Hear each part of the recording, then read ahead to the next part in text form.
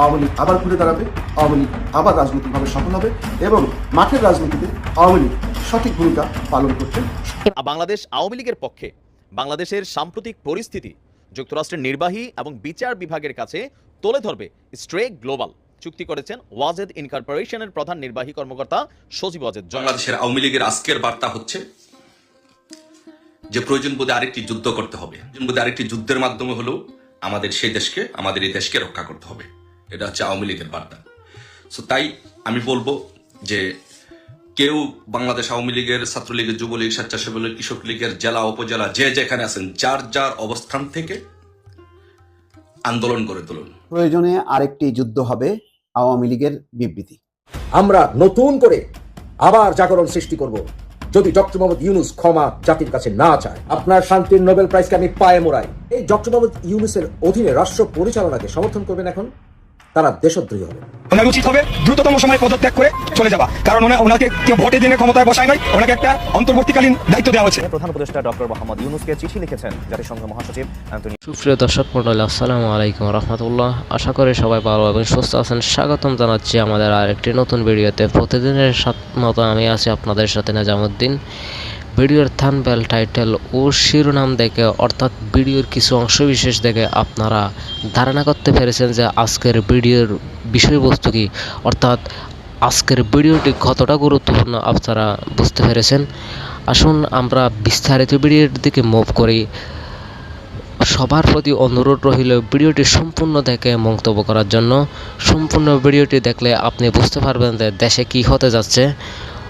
সবাইকে বিশেষ অনুরোধ জানাচ্ছি, যারা আমার চ্যানেলে নতুন, চ্যানেলটি সাবস্ক্রাইব করবেন, লাইক কমেন্ট শেয়ার করে সাথে থাকবেন। আসুন আমরা বিস্তারিতের দিকে মুভ করি। সবার প্রতি অনুরোধ রইল আবারও ভিডিওটি সম্পূর্ণ দেখার জন্য।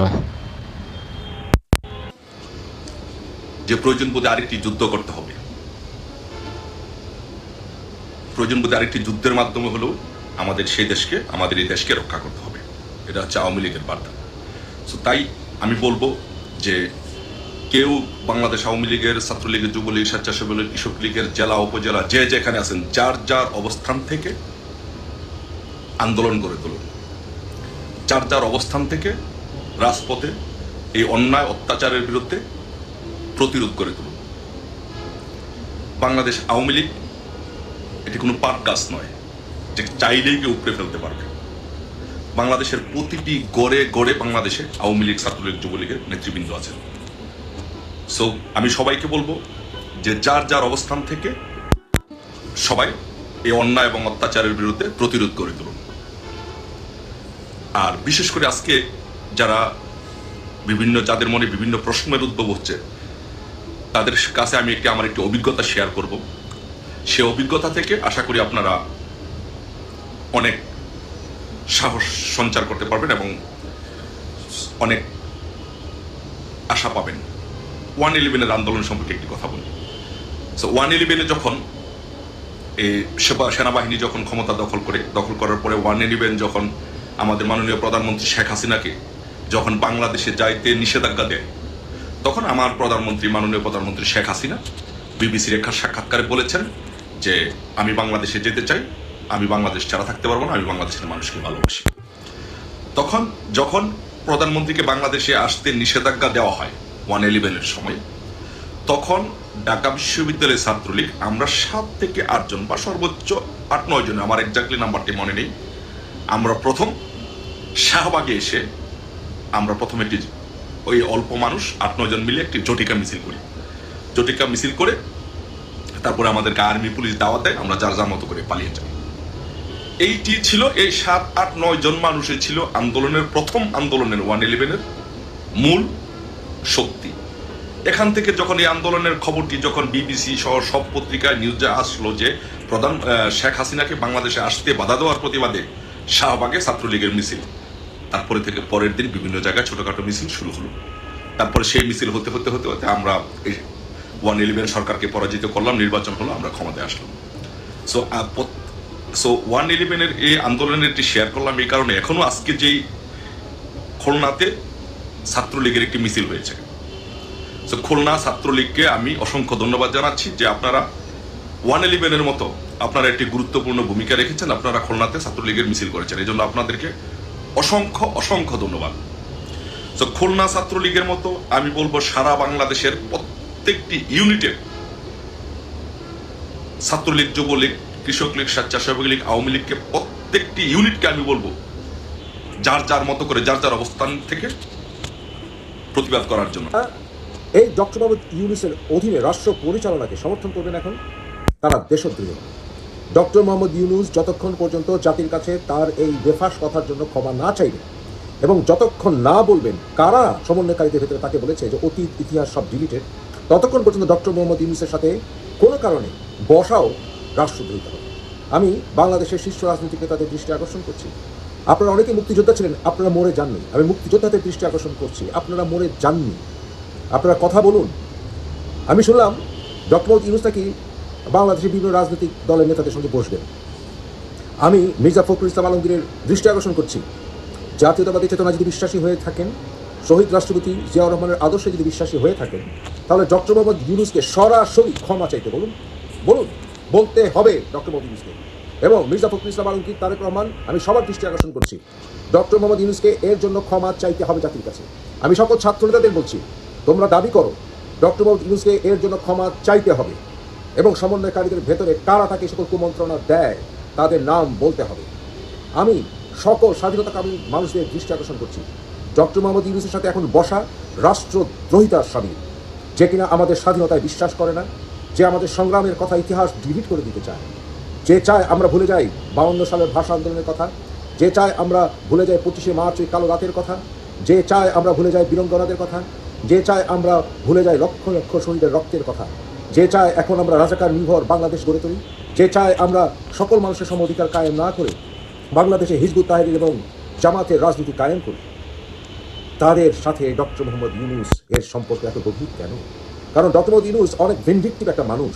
তার টার্গেট হচ্ছে আওয়ামী লীগ নিশ্চিহ্ন করার নামে বাংলাদেশকে স্বাধীনতার ইতিহাস মুছে দেয়। আমরা এখনো বলিনি ডক্টর মোহাম্মদ ইউনূস, আমরা বোকা নই। হয়তো নতুন প্রজন্মের কিছু সন্তানরা বিভ্রান্ত হয়েছে, হয়তো নতুন প্রজন্মের কিছু সন্তানরা আর ইসলামিস্ট রাজনীতি কায়েম করতে চায়, কিন্তু তারা আসলে প্রকৃতি ইসলাম বোঝেই না। ডক্টর মোহাম্মদ ইউনূস, আপনি কি যেমন কি বোঝেন? আপনি সেই দাবেদার হয়ে গেছেন, সেই ইসলামিস্ট ইয়াং জেনারেশনের দাবেদার হয়ে গেছেন। কারণ কি, আপনি ভেবেছেন দুদিন পরে তো মরেই যাব, একটু আরামায়েশ করে মরি না কেন? আপনি পশ্চিমা সরকারের দাবেদারিতা করতে গিয়ে বাংলাদেশের ইতিহাস মুছে দিতে চান। আমরা লক্ষ লক্ষ মানুষের রক্তের বিনিময়ে একটি ছোট্ট বাংলাদেশ পেয়েছি, বাঙালিদের মুক্তির দেশ। আপনি চাইলেই আমরা ইতিহাস ভুলে যাব না। আমি সকল মানুষকে বলছি, এবং কি আমি জেনারেল ওয়াকারকে বলছি, এরকম একটি লোকের সান্নিধ্যে থাকা রাষ্ট্রদ্রোহিতা সামিল হবে। আপনি ডক্টর মোহাম্মদ ইউনূসকে বলুন সাবধান হতে। আমি সকল রাজনৈতিক নেতাদের বলছি, আপনারা বলুন ডক্টর মোহাম্মদ ইউনূসকে সাবধান হতে, সে যেন বাংলাদেশের স্বাধীনতা নিয়ে কোনো রকম ষড়যন্ত্র না করে। নতুন প্রজন্মকে স্বাধীনতার ইতিহাস ভুলে দেওয়া যাবে না। আমরা নতুন করে আবার জাগরণ সৃষ্টি করব যদি ডক্টর মোহাম্মদ ইউনূস ক্ষমা জাতির কাছে না চায়। আপনার শান্তির নোবেল প্রাইজকে আমি পায়ে মোড়াই। লোকে যারে বড় বলে বড় সেই হয়। আজকে আপনি আমার কাছে একটি কীট পতঙ্গের মতো, কারণ আপনি বাংলাদেশের স্বাধীনতার ইতিহাস নিয়ে আপনি ষড়যন্ত্র শুরু করেছেন। Doctor Mohammad Yunus, Henry Kissinger বাংলার শত্রু, নোবেল শান্তি পুরস্কার পেয়েছিল। মেনহিম বেগিন জায়নিস্ট শাসনের কায়েমকারী, ব্রিটিশদের কাছে এক সময়ে টেররিস্ট লিস্টেড, সেই মেনহিম বেগিন শান্তিতে নোবেল প্রাইজ পেয়েছিল। আপনি নতুন হেনরি কিসিঞ্জারে পরিণত হচ্ছেন। আপনার শান্তির নোবেল প্রাইজকে আমি মুফাসিল ইসলাম পায়ে মারাই। আপনার নোবেল প্রাইজ আপনাকে বিশ্বের কাছে বড় মানুষ বানাতে পারে, কিন্তু আপনি আমার কাছে কীট পতঙ্গ, কারণ আপনি বাংলাদেশের স্বাধীনতার ইতিহাস নিয়ে আপনি ষড়যন্ত্র শুরু করেছেন। ডক্টর মোহাম্মদ ইউনূস, এই ডক্টর মোহাম্মদ ইউনূসের হাতে বাংলাদেশ নিরাপদ নয়, বাংলাদেশের সংবিধান নিরাপদ নয়, বাংলাদেশের সুষ্ঠু নির্বাচন নিরাপদ নয়। তার অল্টারনেটিভ খোঁজা শুরু করুন। আওয়ামী লীগ দীর্ঘদিন রাষ্ট্রীয় ক্ষমতায় থাকার কারণে আওয়ামী লীগের অঙ্গ সংগঠনের অনেক নেতা দীর্ঘদিন দায়িত্ব পালন করেছেন। একই এলাকায় বারবার একই ব্যক্তি এমপি হয়েছে, একই ব্যক্তি জেলা পর্যায়ে উপজেলা পর্যায়ে সভাপতি সাধারণ সম্পাদক থাকার কারণে তারা বেশিরভাগই দুর্নীতিতে নিমজ্জিত ছিল। সাধারণ নেতাকর্মীদের সাথে তাদের কোনো রকম যোগাযোগ ছিল না এবং সাধারণ নেতাকর্মীদের মাঝে তাদের গ্রহণযোগ্যতা ছিল শূন্যের কোঠায়, যার কারণে আওয়ামী লীগ সংকটময় মুহূর্তে তাদের দ্বারা বিন্দুমাত্র সাহায্য পায়নি এবং বিরোধীদের সাথে রাজনৈতিক প্রতিযোগিতায় এই সমস্ত নেতারা মাঠে ভূমিকা পালন করতে ব্যর্থ হয়েছে, যার ফলশ্রুতিতে আওয়ামী লীগ আজকে এই দুর্দিনে নিপতিত হয়েছে। আওয়ামী লীগের এই দুর্দিনে সেই সমস্ত নেতারা তাদের অর্জিত সম্পদ রক্ষা এবং তাদের নিজেদের রক্ষায় তারা কর্মী সমর্থকদের ফেলে কেউ দেশ ছেড়েছেন, কেউ দেশে আত্মগোপন করে আছেন। এই সমস্ত নেতাকর্মীরা আর কখনোই রাজনীতিতে ফিরতে পারবেন না।